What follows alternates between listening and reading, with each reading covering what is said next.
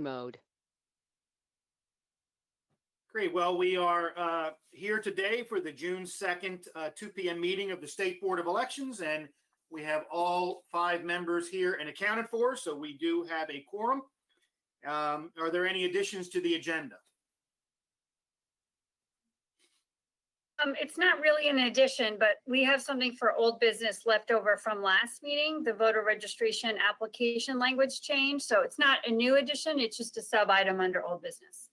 Okay, great. Thank you. We'll deal with that under old business. Thank you. Any other additions to the agenda? Seeing none, we have the approval for the open meetings on April 27th and May 20th. Don't believe there was a closed meeting for either of those. So that has been distributed. Did everybody have a chance to look at those minutes? And are there any additions, deletions, or corrections to the minutes as presented? Seeing none, the chair would entertain a motion to accept and approve the minutes of April 27 and May 20th, 2022. So moved. Or second? Second. All Second. Those in favor signify by raising your hand. And I have to do the hand thing because when we all say aye, I can't tell who says aye. So that's why I do that, in case anyone was wondering. We move on to the administrator's report. And I might add here that, again, we ask that we have it presented in written form. Please enter your code followed by the pound or hash sign.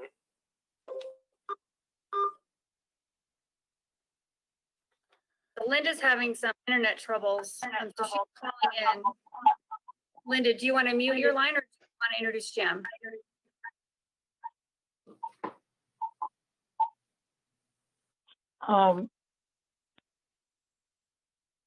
Okay. I can't see anybody, so you want to go ahead and do it, Nikki?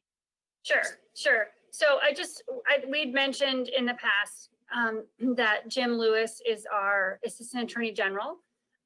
He was not able to attend last month's meeting, so we had the pleasure of having Adam Snyder back, but Jim is on the line and will be presenting the Attorney General's report. But I just wanted to introduce him and welcome him to elections. He certainly has hit the ground running and is it's a tough time to join our agency as a lawyer at any time, but it's certainly worse when it's, 60 days before an election with 2 lawsuits filed your first week on the job. So we're very happy to have Jim. He's been great to work with. So you will see a new face and hear a new voice, and it's Jim. Great. Sorry. Okay, I will start off with the administrator's report. And first, just going to talk about something that's not in the written report, that we are aware that CISA, which is the Cybersecurity and Infrastructure Security Agency, so that's the federal agency that has a piece of election oversight critical infrastructure, is going to be issuing an advisory identifying certain risks associated with the Dominion voting system.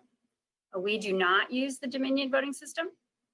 And once this formal advisory is issued, we will obviously review the findings and work with ES&S, who is our voting system vendor, as part of our ongoing comprehensive program designed to safeguard the integrity of our elections.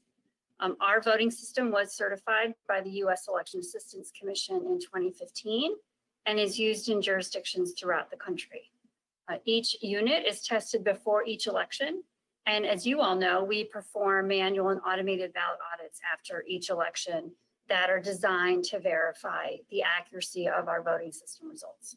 And we post all of our results on our website, but wanted to start and just give you that heads up that advisory is coming out, and we are eagerly looking for it, and we'll be working with our vendor. So then transitioning to the written administrator's report.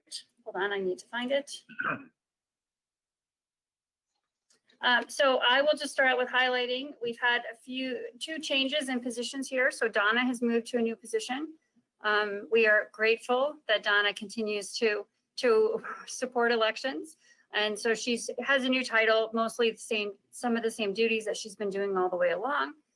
So she's primarily responsible for outreach and communications with all of our stakeholders. She's been your point of contact in organizing these meetings for several years now, and continues to do the same work for the local boards and our ever increasing constituent relations. It's become a full-time job answering questions from stakeholders. And so Donna is transitioned to that new job. And then Melissa has taken over some of her duties on the policy side. And so she's continuing to manage the election reform and management division, and also taking over the management of, well, I should say, the voter registration division is now reporting to Melissa. And then her old position is vacant, so we're recruiting for that. And then I guess I'll just highlight one other thing. There's a blurb in there about the call center, which has been super helpful and will continue to be helpful as we move forward and get more calls. And also just the ballot process. We are now every day, every week, there's a huge accomplishment on the election process, and the ballots were huge this year. This is the first time we've had precinct level ballots, and Natasha created about 5,000 there are about 5,000 ballot styles, which is just a huge amount to juggle and a dramatic increase from what we've had in the past. And then, of course, each of those ballot styles, we have those ballots in different forms, an audio ballot version of that style, an 8.5 by 11 version of that style, the sample ballot version of that style. So there's just a lot, and she's done a remarkable job, and wanted to highlight that. And then I'll turn it over to Jen for some highlights on mail-in voting. Thank you, Nikki. Good afternoon, everybody. On mail-in voting, we are right up at the beginning. We will have UACAVA vote ballots out tomorrow ahead of the Vote Act deadline. So that'll be taken care of. And the rest of the ballots, people have requested mail-in ballots by mail and by web or whatever way. The rest of them will go out late next week. So those will be hitting mailboxes by the 13th of June. Another thing going out in the mail next week is our second round of the ballot request forms. This is the form we sent out previously to all registered Democrats and Republicans, saying that you're eligible to do mail-in balloting if you want to. This second phase will go out to newly registered Democrats and Republicans, since we pulled the first data poll, as well as people who are not registered for either of those primary parties, but do have a ballot due to the fact that there's a Board of Education vote in the primary that they're eligible to participate in. So that's approximately 600,000 mailers that will go out to that second phase of people. And I should have said, as far as the mail-in ballots themselves, I believe we're a little under 400,000 ballots right now that people have requested so far. I'm just reading through the notes here, just highlighting the little bits. I did want to highlight some news about the United States Postal Service. They are increasing postal fees rates as of July 10th, pending approval by the Regulatory Commission. July 10th, increasing rates approximately 6.5%. They've also announced that going forward, they will consistently be addressing increased rates every January and July going forward for the next 10 years. So we have to consider that. Finally, the Biden administration did put in their budget, their fiscal year 2023 budget, a proposal that would actually make ballot mail postage free universally. And would reduce the rates for postage on other election-related costs, other mailers that are election-related, not political, but specifically election administration related. So those are the things I wanted to update. I'm happy to take any questions. Are there any questions from anyone on the board on the USPS or on mail-in voting? Thank you very much, Jen. Who is going next? Donna, you want to go next?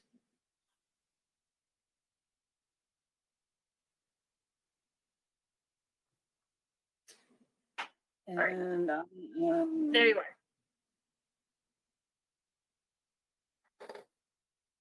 for, Voter What? education. oh, sorry. Um, just that,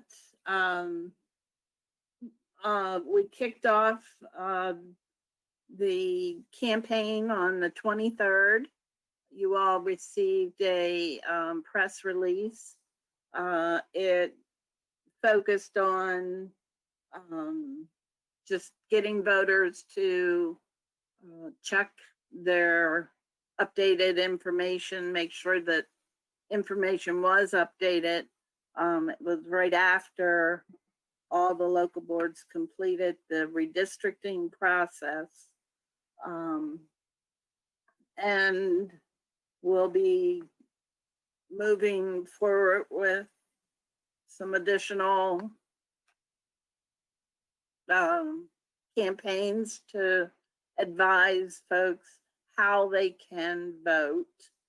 3 ways to vote: in person, election day, early voting, and by mail. So we're looking forward to having both a digital campaign as well as a limited TV and radio presence. And we included a couple of the updated icons that are now on our website in the administrator's report. Thank you. Thank you very much. Are there any questions about voter education? Move on to voter registration.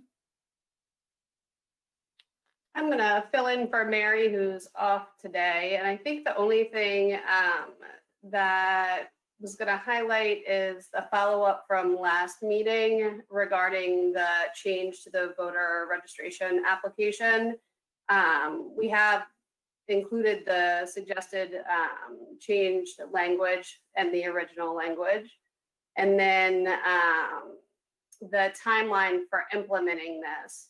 So we've made a couple steps toward implementation already. We've done a mock-up of the actual paper application and notified the automatic registration agencies that there may be a change coming their way and asked how long that would take to implement. Today we'll be proposing the language for approval of the board. The next step, we'll have it translated into Spanish and then update our website and the Attorney General's website and our online voter registration system. We think all of that should be able to be done next week. We have already started a procurement for the paper applications, and the bids are due tomorrow, and we've asked that those be shipped by July 18th. So pending paper availability, that should be completed by then. And then our automatic registration agencies expect to complete the change July 1. And Mary will be following up with them to make sure that that happens. I think that's probably the only thing we needed to highlight. If anyone has any questions, I'm happy to answer them. Any members have any questions having to do with the registration? Seeing none, who is next? I think that would be me.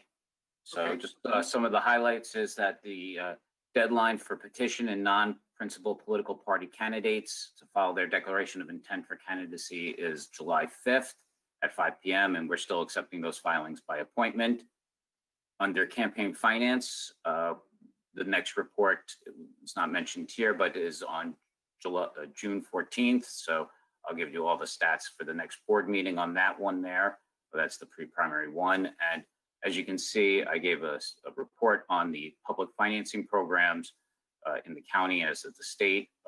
It looks like a very robust programs and distributions are ongoing now.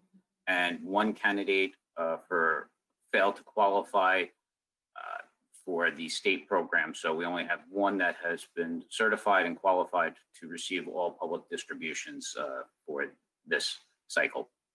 And in the counties of Montgomery and Howard are ongoing and continuing to disperse funds accordingly. And their qualification deadlines is June 4th, which is the 45th day as well.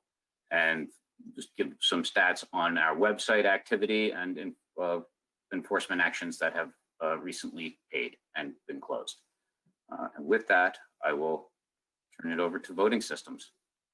I had one quick question. Sure. The July 5th deadline, and they're all by appointment. Is that something somebody could get on that last day? If the 5th, because the 4th is probably a holiday, right? So Yes. can they get an appointment and come in and file that last day? I just wanted to put that on the record if people Yes. had. Yeah. Okay. Yep, they can.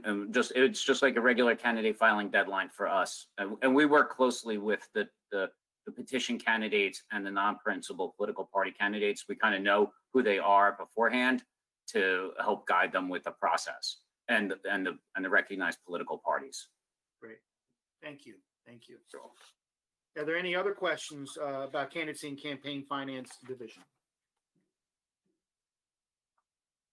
Seeing none, voting systems? I'll start off voting systems. This is Fred Breckville, talk for Nakia today, and then I'll hand off to Shafiq. As far as the electronic poll book, the new electronic poll book goes, it is on schedule. The planning phase is currently scheduled to be completed the end of second quarter this year. And the analysis and design phase is on schedule for completion the end of third quarter this year. So things are going well. Shafiq, you want to take over? Yeah, thanks, Fred. Good afternoon. So following up with Fred, voting system replacement project. So we are in the base period of our voting system contract currently, which expires March 2023. We do have an option that if exercised would expire in March of 2025. So considering where we are in the timeline with the current voting system, we're going to be using the next several months to start putting our materials together and start gathering information about the future of voting solutions and the availability of those solutions beyond our current voting system platform. So we're expecting to start gathering that information in the coming months. Ballot box delivery schedule. So we're going to be delivering 280 state-owned ballot drop boxes throughout the state beginning this coming Monday, June 6th. There's 6 days allotted for that delivery. So the final drop box should be in place by the 13th of June. Also wanted to share with you that logic and accuracy testing on the voting equipment is underway. Just kicked off the beginning of this week. All equipment that is deployed for early voting, election day, and equipment that is used for the canvassing of mail-in or provisional ballots will be tested during this period.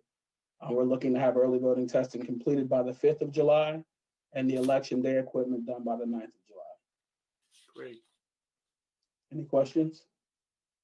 Fantastic. Yes, Mr. Chair, a question for the voting system lease option. Do you know when the deadline to exercise the option is? Nikki, I'm not sure offhand about the deadline itself. As far as exercising the option. We don't, there's no set deadline. The lease expires March 30. This option expires March 31st, 2023. We typically do it about 2 to 3 months before. There's not really a hard and fast deadline except before it expires. But we usually try to do it a couple months before. Yes, is that something that comes to us? I'm just thinking about the timing and don't want to be under the gun to accept the option. If that's what I'm getting at, is thinking through if we have a time to review and weigh the options about accepting the option or going to a different solution before we're forced to be like rushing at the last minute. I'm happy to walk through that process. I guess I hesitate to do anything in public session without sort of laying out our strategy. on procurement and timeline, but I'm happy to have a separate conversation and walk through that with you. That's fine. Thank you. Thank you to both of you. And are there any other questions about anything in the state administrator's report? Seeing none, that is complete. We move to the Assistant Attorney General's report, and welcome to Mr. Jim Lewis. I look forward to meeting you in person and look forward to working with you. You have some big shoes to fill, by the way. Andrea is very loved here. I know. I felt very similar about him when I got to work with him on a daily basis. But thank you all for having me. I hope everyone can hear me, right? It's my first time here. I want to make sure. Okay. So I submitted the report that, of course, you can take a look at your convenience, but I wanted to highlight 3 things. In the matter of Seth Wilson, that's the case pending in Washington County. I'm sorry, in the Circuit Court for Anne Arundel County, but concerning the Washington County early voting centers, that matter has been briefed by Mr. Wilson, has been briefed by the state and local boards.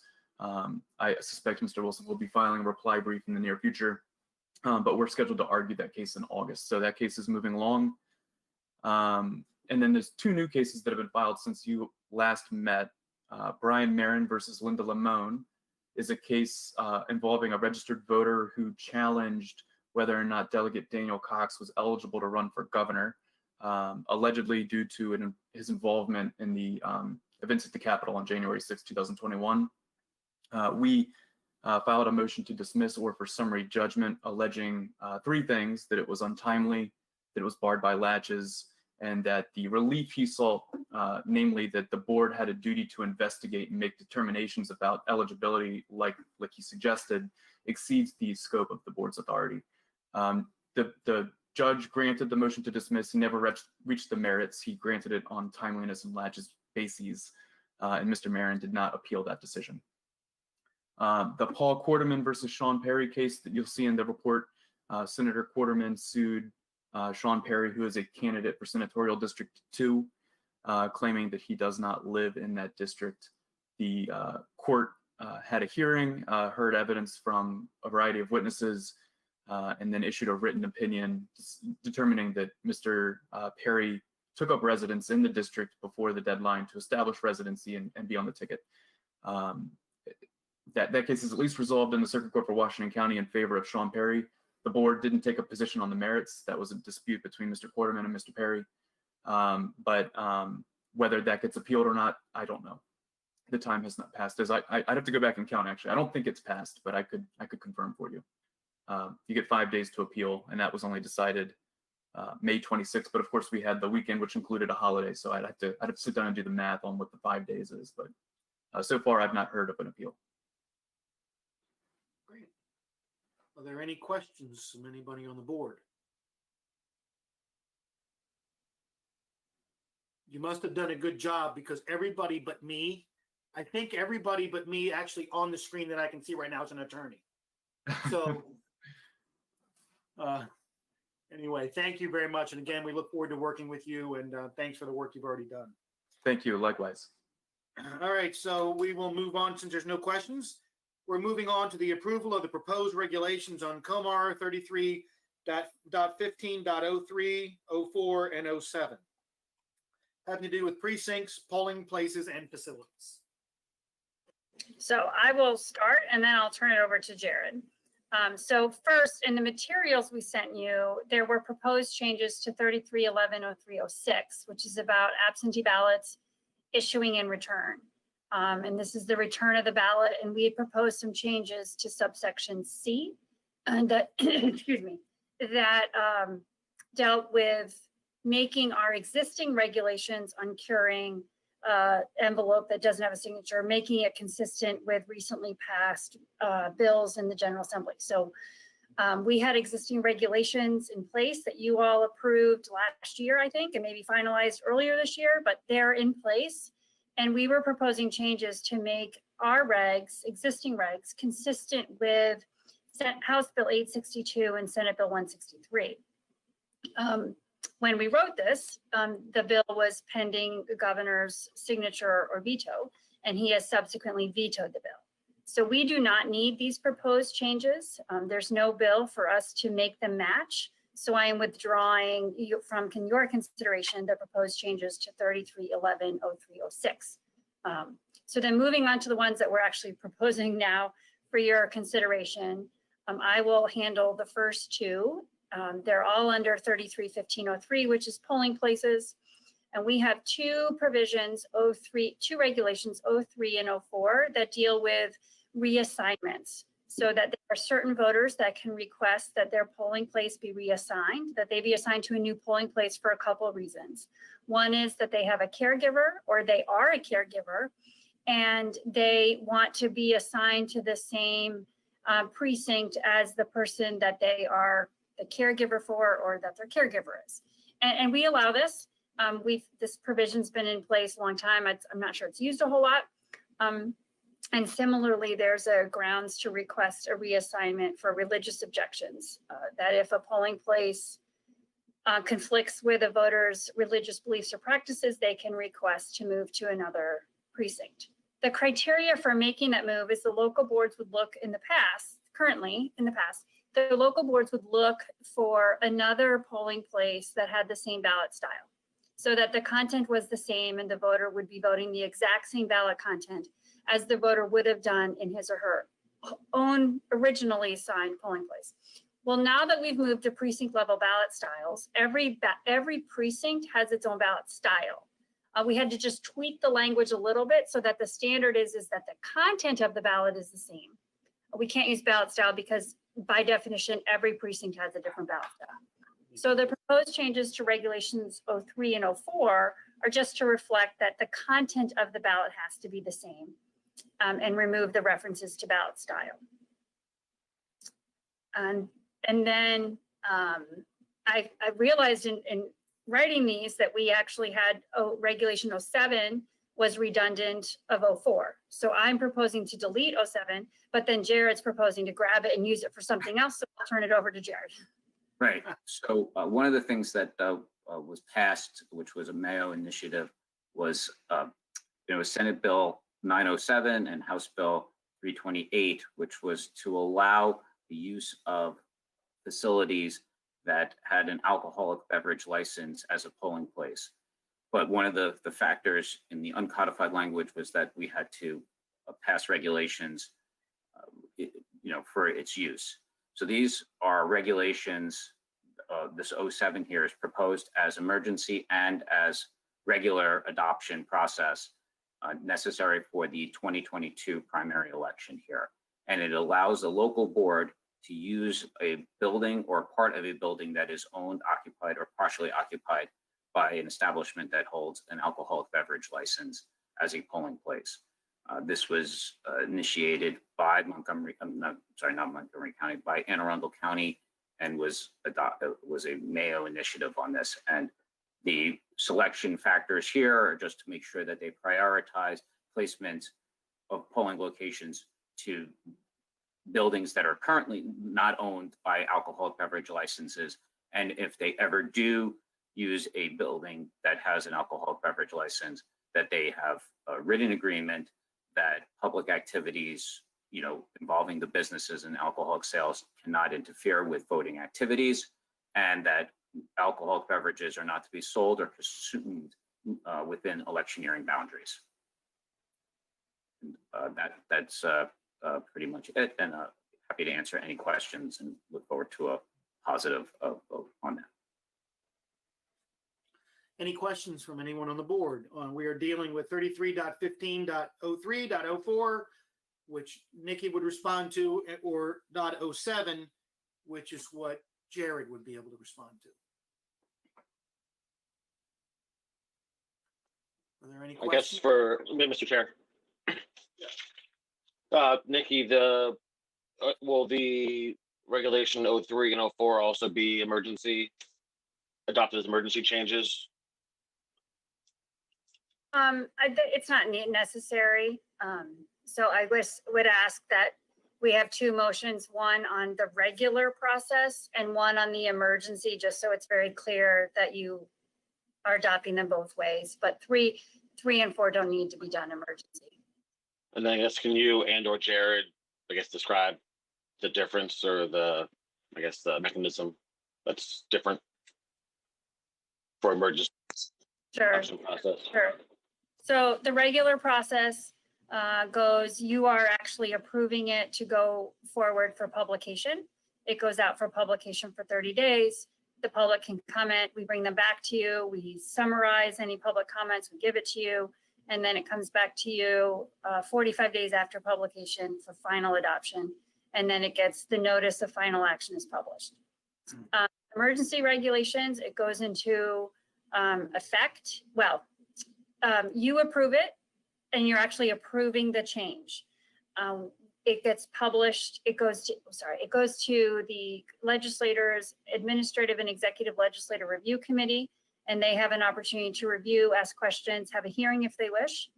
And then if they approve it, then it goes into effect, I think like 10 days after their vote or something. It still gets published as a notice, but not a request for public comment.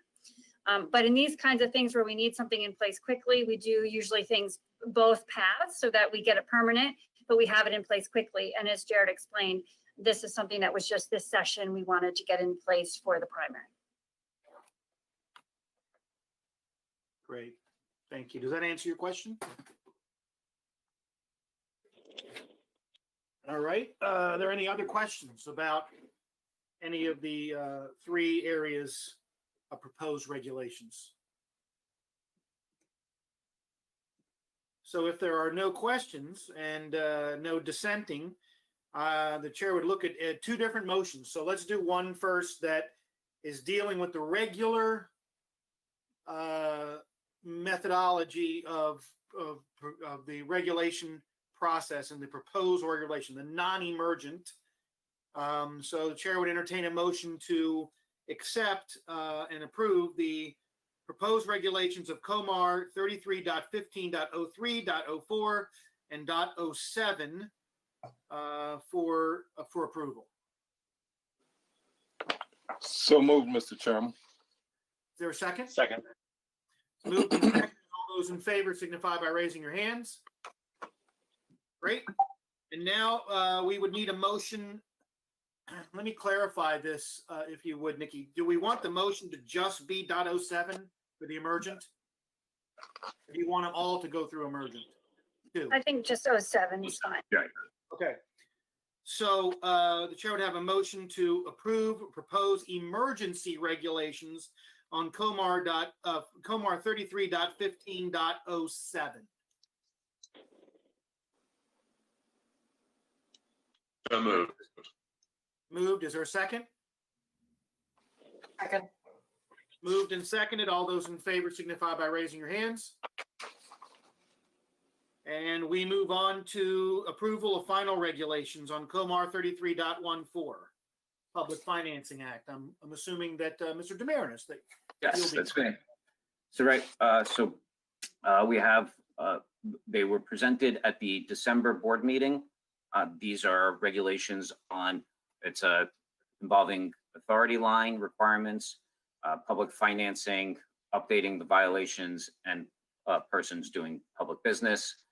These were all, they were basically all because of legislation and just clarifying the use of electronic media and for authority line. They were published in the March 25th edition of the Maryland Register. The public comment period closed on April 25th. There was no public comments that were received. And so just asking for final adoption now of these regulations. Happy to answer any questions. Any questions from the board about COMAR 33.14 for final adoption? This is something we already dealt with in December once. It's all the bullet points in the memo. So I think the agenda just has 1.4, but it's 33, 13, 07, 1.4, 33, 18, 02, 33, 20, 08 as well. Okay, well, I should get that. I have them here on my screen, but I should. Yeah, I just want just to make sure that, just for clarity's sake and for the motion's sake, I just want to make sure that they're all being adopted. So let's go through that again. It's 33 again. 13, 07, Okay. 33, 13, 14, 33, 18, and 3320 are all the provisions that are being, Great. for regulations for adoption. And so does any board member have any questions or comments about any of the four final regulations for Comar? So then the board would accept a motion to accept as the final regulations for 33.13.07, 33.13.14, 33.18, and 33.20. So moved, Mr. Chairman. Been moved. Is there a second? Second. Moved and seconded. All those in favor signify by raising your hands. Great. It's unanimous and it passes. We are moving to the approval of change to polling place for Baltimore and Prince George counties. Hello, Mr. Chairman, it's Donna. Hello, Donna. I first want to present a Baltimore County change. Election District 15, Precinct 25. They've been advised that the VFW hall is no longer available to them, and they want to move it to the Vincent Farm Elementary School. Okay. How far is that away? That one, I don't think they said. Rui should be on the phone from Baltimore County. Rui or Dave, can you? Hi, good morning or good afternoon. Can you hear me, Donna? Absolutely. Hear you. Thank you. How Good far away is your proposed place from the original place? It is 0.3 miles. It's on the same road and it's within walking distance. Oh, wow. It's great that you found something that close. That's amazing. Great job. Yes, it was a current polling place that we used the gym, and now we're going to use the cafeteria as well from 1525. Great. Any other questions from the board members about the Baltimore County proposed change? Seeing none, board would accept a motion to accept the polling place change for Baltimore County. A second? Second. All those in favor signify by raising your hand. Unanimously approved. Thank you very much. Now, I you. have the one for Prince George's, or is there another? For Prince George's County, they've asked that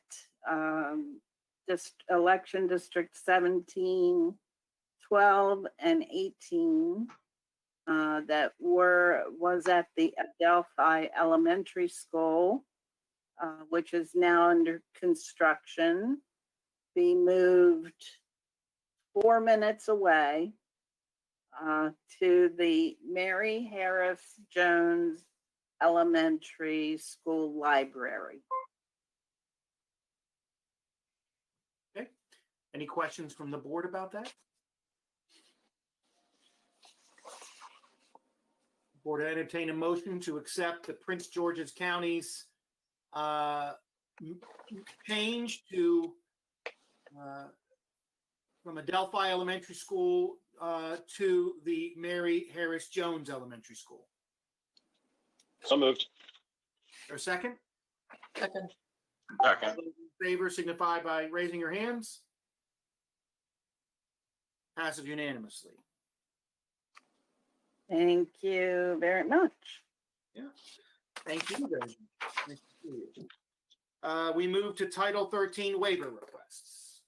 Okay, thank you here. So in front of the board, I have presented a waiver request for 28 with recommendations. I'll be happy to answer any of the questions on individual ones, but I just present them, lock, stock, and barrel for that.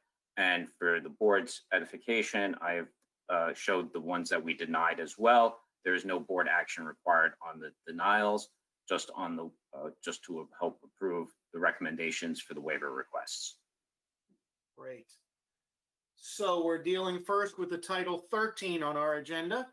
Does anyone have any questions on the Title 13 waiver requests? It looks like there are 28. 28 of them. Board have any questions on those 28? There are 3 denied.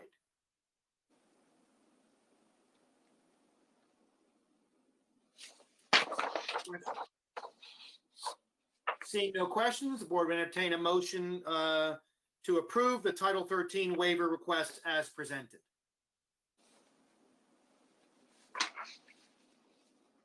So moved, Mr. Chairman. Moved and seconded. All those in favor signify by raising your hands. Great, that passes unanimously. We now move to Title 14. Waiver request.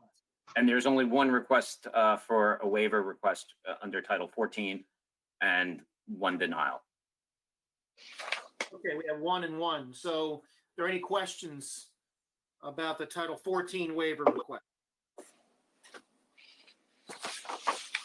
So, was there a motion to approve the 1 Title 14 waiver request?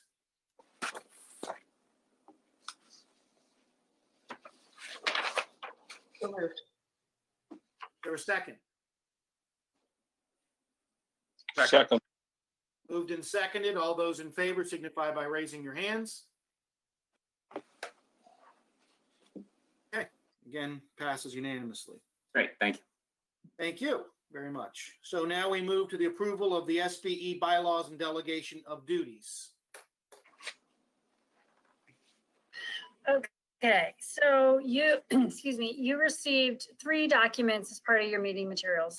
Some, the bylaws with a few edits to that and track changes, a table summarizing the proposed changes to the delegation of duties, and then the delegation of duties document as well. So Bill, Malcolm, and I talked a little bit ago and thought it might be easier to break the delegation of duties into 2 separate meetings, starting today with looking at sort of more of the administrative changes, clearing those out, and then next month coming back and looking at all the new duties. So I will start with the delegation of duties document and work through the summary table, which was the 2-page document, and looking at the changes that are either correction or law change or repeal. And we can start with those, and I'll walk through those and happy to answer questions. So the first one that's labeled a correction is 5-1101. And that is the legislature in a bill changed some of the language. So that change is just tweaking the language of duty to reflect the new language. This was previously delegated, but it wasn't actually, the little box that said delegated wasn't checked. So requesting that change as well. 9-301 is, we've identified as part of this process, I'll step back. We identified as part of this process duties that had never been included into the document. So part of this is adding duties that we found that had been previously omitted, and that for the most part had already been delegated to us years ago. We've been doing them for a long time. And so some of this is cleanup, like 9-301, which is forms for absentee or mail-in voting. That was never in the table. It should have been. The staff's been doing these forms for decades, and so proposing to delegate that as a corrective measure. The 2 changes for 10-301.1 relate to the state board's process of approving early voting centers. There was some legislation in 2001 that clarified that process after some issues from 2019, 2020. So the 2 changes here just reflect the language change in the legislation. No change on delegation. Remains a duty of the state board. 10-311 is about challengers and watchers. That was delegated back in October 2016, and we just didn't put the check mark in the box. I'm gonna, as a little aside, you'll see some of the duties in this document and the full list have a date and some don't. We just started about 5 or 6 years ago when the board did delegate something. We started putting the date in, so there's a history. And we didn't go back and review decades of minutes to fill it, but we just said moving forward, we're going to put the dates in So there's an accurate date, but to go back and try to figure this out would have just been extraordinary amount of time. So the group of changes that start with 13,104 and go to 13,222. So that's 6 or 7 rows. These are all existing duties that were just never in this document. So for completeness sake, we're adding them. They've all been delegated at some point, but they just were never listed in here. So proposing to add them in and delegating them because they've been delegated and we've been doing them for a long time. The same goes for 13,301 to, I covered up my comment, 13,301 to 13,321. Those four, the same thing. They just were omitted from this document. We're proposing to add them, and they've all previously been delegated. It's work that Jared and his team do every day. So the next corrective type of change is on the top of page 2 of the summary table. It's 13,604.1. This is the citation has changed. So it's just correcting the citation, no other changes. 15,105B and 15,105C. The legislature repealed these two duties when they did a complete rewrite of the public financing program, which Jared presented a whole lot of regs at last month's meeting. These two provisions got deleted. So we're proposing to repeal those because they're no longer applicable. 15,107 A, B, and C. These are just correcting citations. Again, the law changed, things got renumbered, and it's just correcting the citation. And the same thing with 15,111. The numbering changed, and so that's just correcting the citation. So those are what I would call administrative changes to the delegation of duties document. I'm happy to answer questions about any of those. And then if you all approve those changes, then we're just left with new duties and whether they should be delegated or not.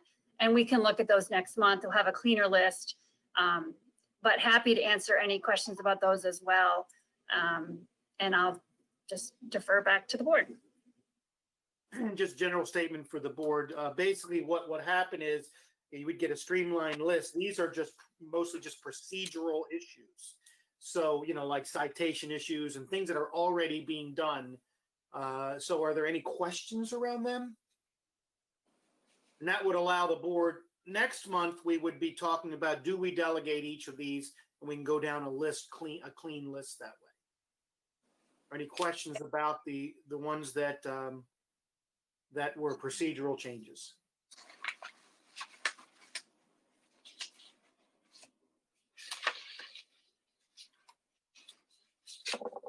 Somebody like to make a motion that to approve all of the, what did we call them exactly? The not procedural, but what was your exact words that you used about the ones that were not new? I would just say maybe technical or administrative changes. Administrative. Okay, administrative, I like that. Yep. So is there a motion to approve the administrative changes to the delegation of document? Mr. Chairman, I move that we accept administrative changes to the duties of the state board and state administrator as presented. Great. Is there a second? Second. Moved and seconded. All those in favor signify by raising your hand. And we would come back now. Thank you very much. It's affirmative vote. We would come back next time and we'd have a clean list that we could go down one at a time. And if there's any talk about each one, we can delineate that. Is there anything else we want to do under this section? Or are we ready to move on? I'm okay to move on if that's your pleasure. Yep, great. Old business. I believe you did say there was a piece of old business. And I think Melissa's going to handle that. Great.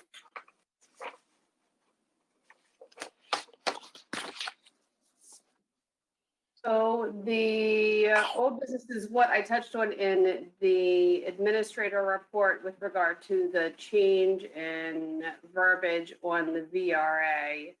And that would be specifically changing the verbiage. I'm sorry, trying to, got too many windows open on my computer.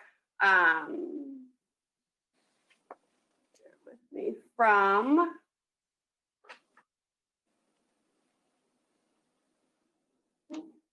almost there.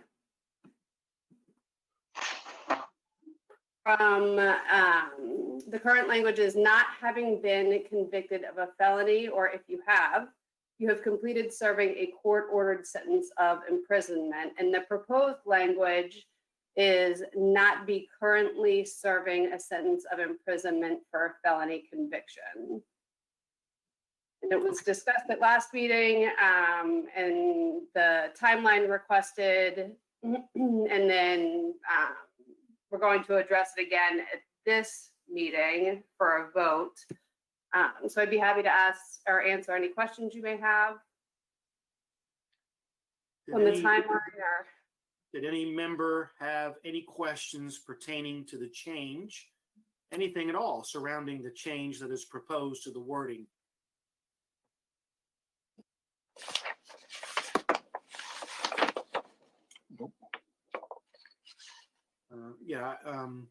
So the chair would entertain a motion to accept the wording as proposed, the new wording as proposed.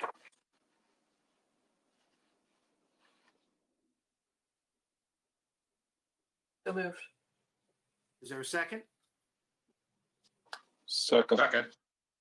All those in favor signify by raising your hand. And just to reiterate, this was the language that was worked out with all interested parties. Isn't that correct, Melissa? that's correct. Yep. Okay, great. Just wanted to put that on the record. Okay. So are there any other old business? Oh, Chair, I forgot to mention this earlier in the, was that the departmental bill, Senate Bill 15 was passed. And it went into law without the governor's signature, but it went into law. So it was something that we had worked on, and it was our departmental bill. And I just wanted to make sure that you're aware of that. And Senate Bill 101 also went into law without the governor's signature, and that caps recounts now at 5%. So if a person is beyond 5% of a margin, they cannot request a recount. But it also increased the free recount as well from but that was just wanted to give you an update on some legislation, but especially on the departmental, which we had worked hard on. Great, thank you. Thank you very much. Any questions about that? Seeing none, is there any further old business? No further old business. Is there any new business? Mr. Chair, Yes. I'm sorry for bringing this on everybody late. But just I wanted to talk through or think about the implications of the governor's veto of HB 862 and Senate Bill 163. I've gotten calls, and I saw there's a Baltimore Sun op-ed this morning about provisions calling for, I guess, a curing process, which was one of the regulations we didn't move forward on today. And I guess how to count when the mail-in ballot comes at the same time as the provisional ballot. And so I'm thinking through if there's, maybe if there's even the time to do an emergency regulation, or if figure out when the deadline is, if that's something there's the will of the board to adopt, or at least start to draft language, and then maybe come back if we need to, even an emergency session, to adopt regulations. So if I might break this down into three areas that I think that the bills were addressing and addressed, and the implications thereof through the veto. The areas would be in curing, as you mentioned, And I believe, and I know that Ms. Charleston could speak to this as well, that the reason that the curing proposal was pulled, emergent or not, is because there already exists in Comar curing regulations that were in place. Did I state that incorrectly? Or correctly, I mean? Yes, that's correct. So the changes were going to be to try to match the new law. And what we did since that law got vetoed is we kept the present law in place. So there already is, and let me ask for the record here, the curing instructions are the same for all 24 jurisdictions. Is that correct? Yes, that's correct. So all of them have the same ability to use the methods that are prescribed in that curing to cure a deficient ballot, correct? Yeah. Okay. Yes, that's correct. Okay, the other area, another area. Before we move on, then I guess, and I'm pulling up Comar slowly on my computer. But do you know off the top of your head the difference between the existing regulation and what was proposed to be changed? The 3 business days versus whatever the Right. existing timing is? Yeah, if you look at the regulations that I sent out, you'll see what current regs are, and you'll see what the proposals were. So the difference is that we have promptly contact the voter, where the language in the 2 bills was as soon as practical, but no later than 3 business days after the election director determines. So, that, and then it was the bill required providing a signature authorized by email, mail, or in person. With there was some other language that would have gone into effect next year. So right now I guess it's not the full text here, it's just the provisions that changed.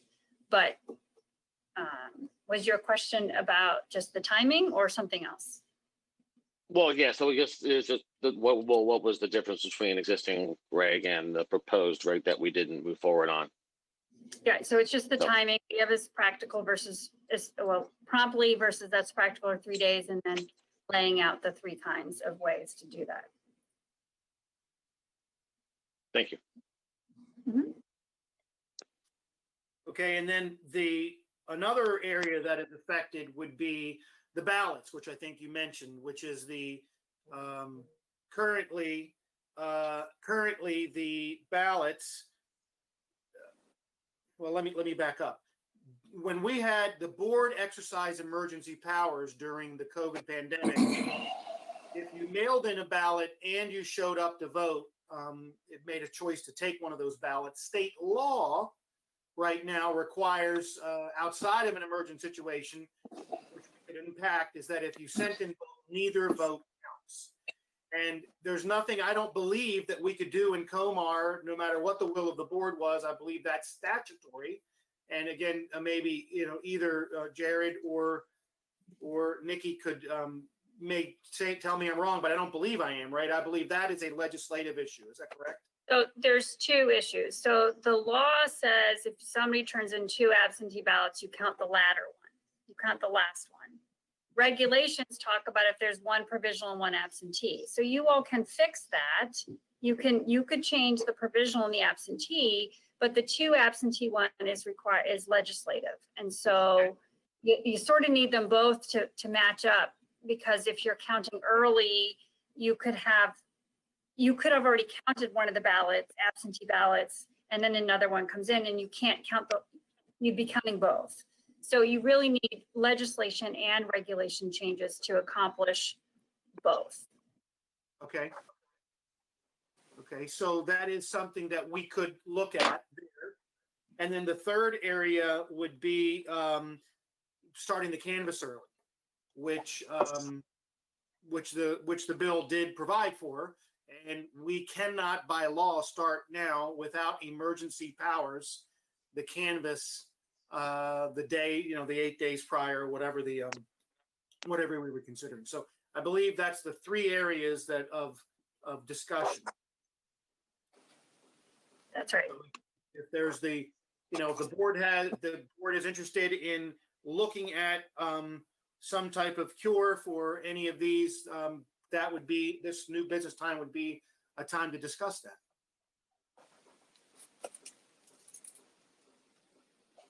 Well, yeah, I guess, and next I'm springing this on everybody so late. Do we know the deadline? Either for purposes of the emergency regulation adoption process, or before the election, that we would need to have the regulation, I guess, voted on? Like if we waited till July, whatever our next meeting will be, would that be too late? Yeah, that would be too late. We'd probably need to do something in the next weeks. You cut out. You said 2 or 3? 2.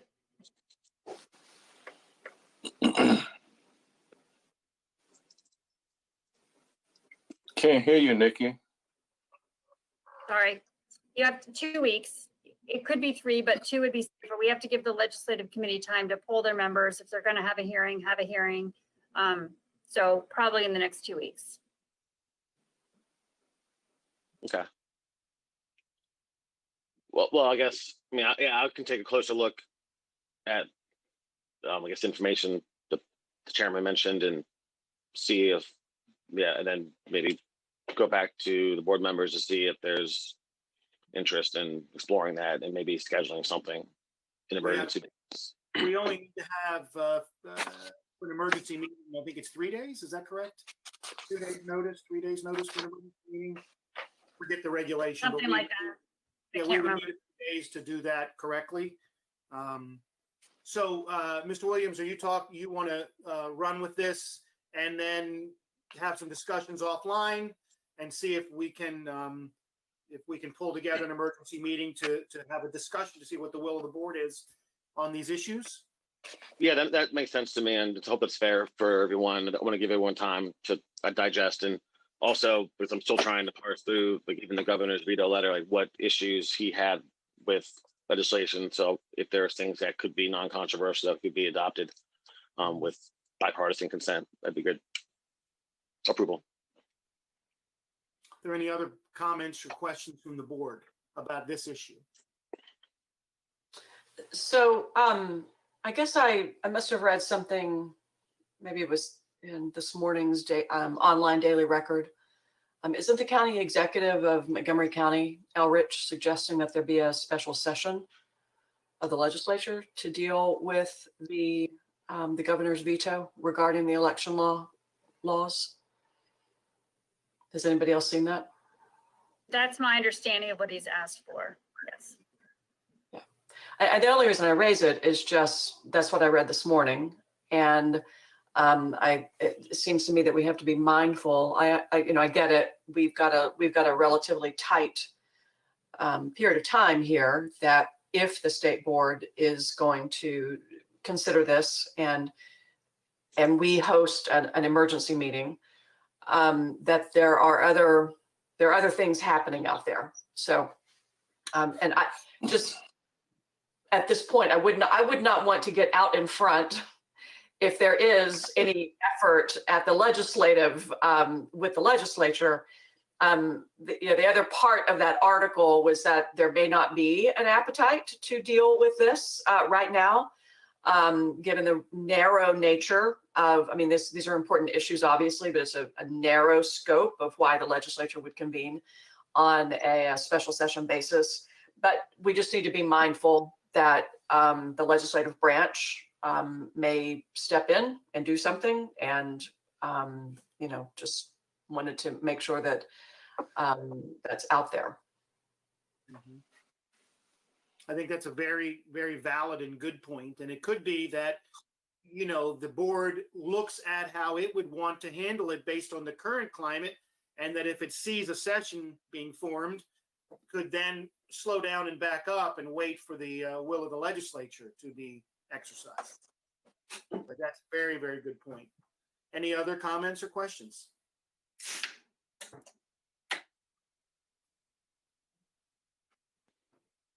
So if I'm understanding this correctly, I think the spearhead is Justin, you're going to spearhead this on these 3 issues, and I am happy to talk with you tomorrow, even offline, so we can just have a discussion. That's not a quorum, that's just two people, so we can have a discussion of what's possible, what's not possible. We could engage the staff to find out what's then also possible. Does that make sense to you, to everyone? It makes sense. And also I'll reconvene and see if I can glean any information from legislative leaders to see if there's talk about a special session or not.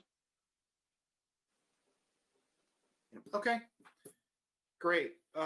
Thank you very much. And thank you for taking the lead on that, Justin. Appreciate that. Is there any other new business? Seeing no other new business, we move on to disclosure of campaign contributions. Are there any contributions for anyone to disclose? We're a very boring group of people. So let's now schedule our next meeting. It's a next item on our agenda. Get my calendar up. I believe that meeting date would normally be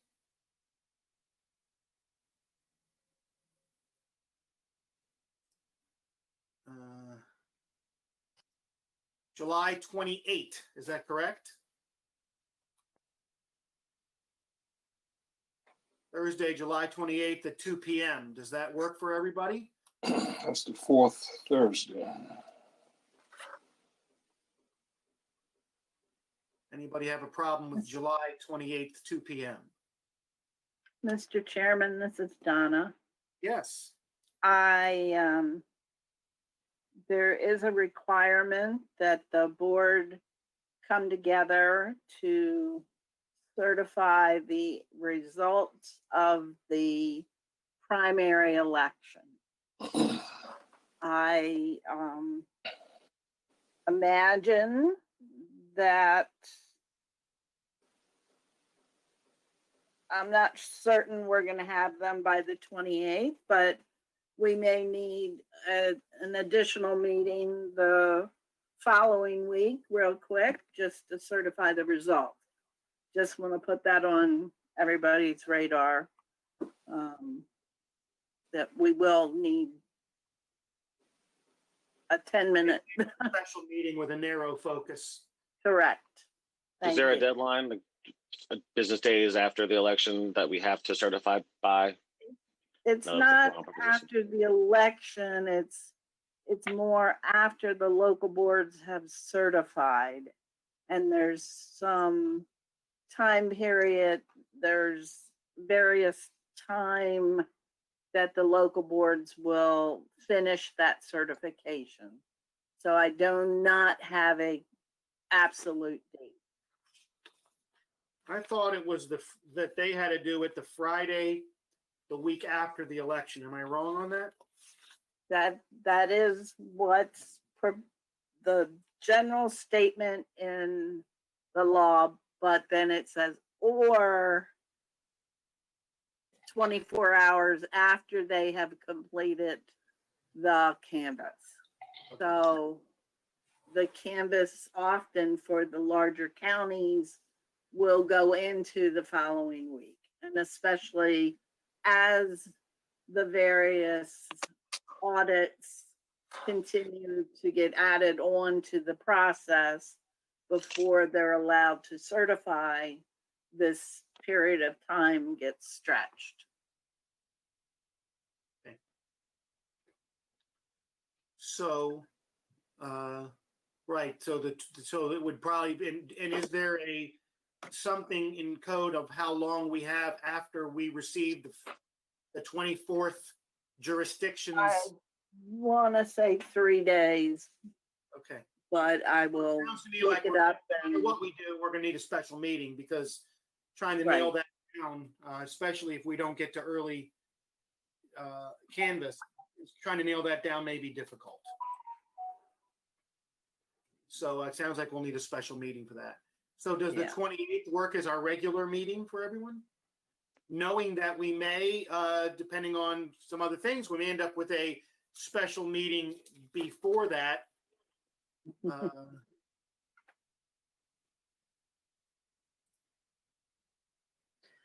and then I'm going all the way to July, this was the May meeting moved. Should we schedule a June meeting? Do we need to, we should have a June meeting? Isn't this meeting was the one that was moved from May? Am I correct about that? Can someone?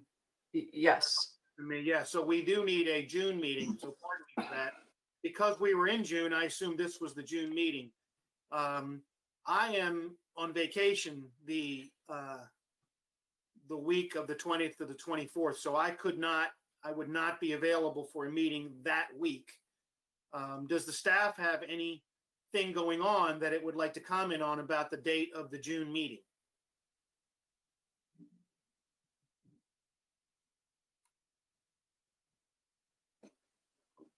And we're leading up to the election here. Yeah, So- right. So we might just be a little leaner on people attending just with all the activities going on, but we can, if you want to suggest a date, we can see whether, we can do it. Why don't I put this out there? I'm away on the 23rd, but can make a meeting on the 16th. That would be 2 weeks from now. That would negate the necessity of a special meeting should, Mr. Williams find occasion to be able to do something on an emergent basis based on that legislation. Does that work for everybody? Does that work for the staff? We probably,